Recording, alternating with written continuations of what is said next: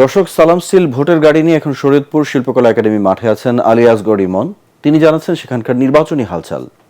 ATN বাংলার নির্বাচনী আয়োজন সালাম স্টিল ভোটের গাড়ি চলছে সারা বাংলাদেশ জুড়ে। আর এই গাড়িটি নিয়েই আমি যাচ্ছি প্রত্যেকটি জেলায় জেলায়। আর যেতে যেতে আমি এখন চলে এসেছি শরীয়তপুরে এবং আমি দাঁড়িয়ে আছি শরীয়তপুর শিল্পকলা একাডেমির সামনে। আপনার কাছে আসে ভোট চাইতে?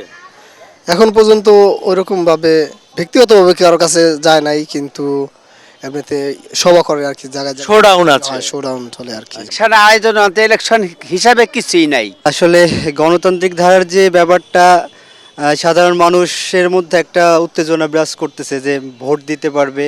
স্থানীয় লোকজন বলছিলেন যে ভোটের আমেজ অতটা লক্ষ্য করা যায়নি, তবে সবাই আশা করছে যে এবার একটি ভালো এবং সুষ্ঠু নির্বাচন হবে, যেই নির্বাচনে সবাই তাদের পছন্দের প্রার্থীকে বিজয় ঘোষণা করতে পারবে। সালাম স্টিল ভোটের গাড়ি নিয়ে আমি যে কোনো সময় চলে আসবো আপনার এলাকায়, প্রস্তুত থাকুন।